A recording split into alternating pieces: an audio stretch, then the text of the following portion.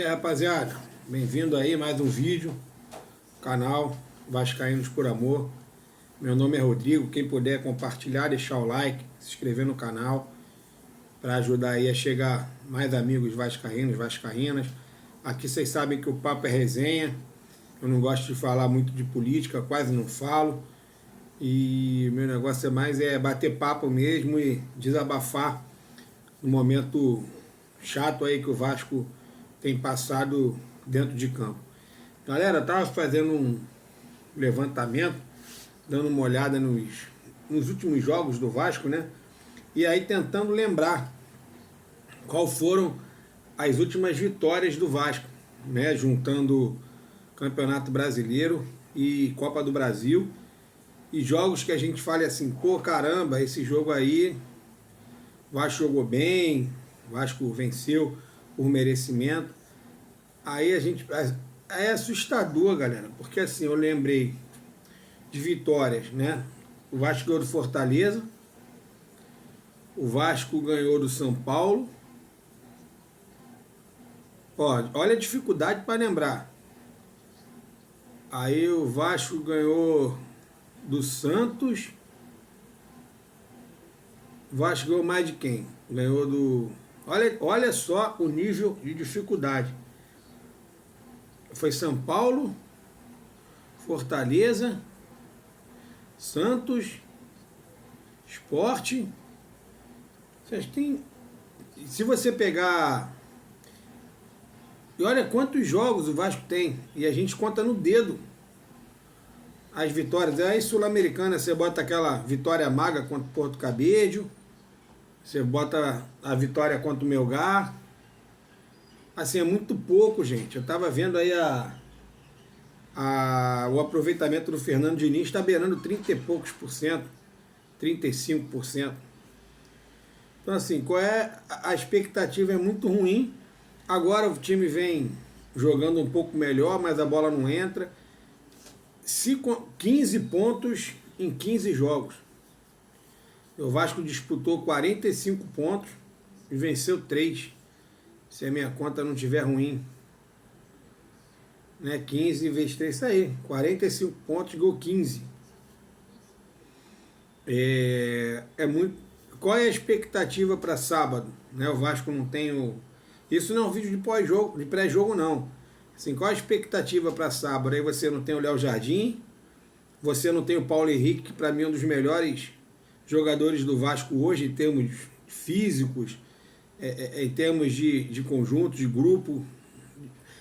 É claro que ele precisa melhorar muito no cruzamento. Os laterais do Vasco hoje estão cruzando muito mal. Mas aí não tem o Léo Jardim. A gente não sabe como o Fusato vai entrar em campo. Na minha opinião, o Fusato já poderia ter jogado contra o CSA, apesar que também não seria exigido, né? Pelos scouts lá do jogo, o CSA chutou 10 bolas pro gol e nenhuma foi no gol. Mas pelo menos pegava o ritmo, pegava lá aquela coisa de estar em campo, né? Aquele clima diferente, de você saber que você vai para um jogo, a expectativa antes de começar o jogo, e de repente depois o cara já saber que já entrou em campo no jogo anterior, porque o jogo sábado vai ser, de amanhã, né, vai ser bem complicado, apesar do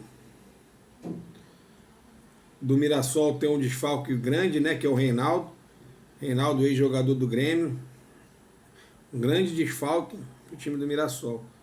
E aí o Vasco não tem o Paulo Henrique e o Léo Jardim. Mas assim, galera, o mais preocupante é essa falta de vitória. O Vasco precisa, de qualquer forma, nem que jogue mal, nem que não faça uma boa apresentação, mas o Vasco precisa voltar a vencer. Eu acho que essa parte mental, essa falta de vitória, essa coisa de jogar bem e não conseguir vencer, a pressão da torcida, isso pesa muito, até para o clima do jogo da próxima quinta-feira contra o CSA. Então é fundamental que o Vasco vença amanhã, independente de como seja o jogo. Seria legal, de repente, o Verratti fazer um gol, para que possa, de repente, dar uma aliviada, porque o Verratti está mal, mas, de repente, está sentindo muita pressão de não fazer gol. E ele, de repente, no interior dele sabe que ele não tem muita qualidade técnica, que o forte dele é fazer gols, e ele tem recebido algumas bolas fáceis e não tem feito. Você vê aquele lance contra o Grêmio, que ele perdeu sozinho. Você vê o lance contra o Internacional, que eu acho que ele se afobou pela precipitação, que ele poderia ter segurado um pouco para receber o cruzamento, ele chegaria na bola da mesma forma. Então, assim, são coisas que a gente precisa acreditar. De repente a torcida dá uma força na terça-feira, chegar junto, torcer, ajudar o time, porque eu acho que essa parte psicológica do time também está bem abalada e o time precisa de ajuda nesse sentido. Galera, não vou me estender muito não, depois eu passo de repente fazendo um vídeo de pré-jogo, dando mais detalhes aí do time do Mirassol. Sei que é a primeira vez que o Mirassol vai encarar um time grande do Rio de Janeiro, então tudo pode acontecer. Espero que o Vasco faça um bom jogo. Falei, independente do que aconteça, que o Vasco vença, porque eu acho que o psicológico hoje está atrapalhando muito o time. Às vezes tomadas de decisões estão sendo atrapalhadas por alguns jogadores estarem ansiosos. Até o lance do Coutinho contra o CSA, aquele lance foi por ansiedade, porque ele poderia ter levantado a cabeça. Se ele levanta a cabeça, ele rola para o meio e provavelmente o Verratti teria a chance de fazer o gol. Não sei se ele faria, porque a fase do Verratti também não está ajudando muito. Galera, agradeço aí. Quem puder se inscrever, compartilhar, deixar o like, e a gente vai se falando.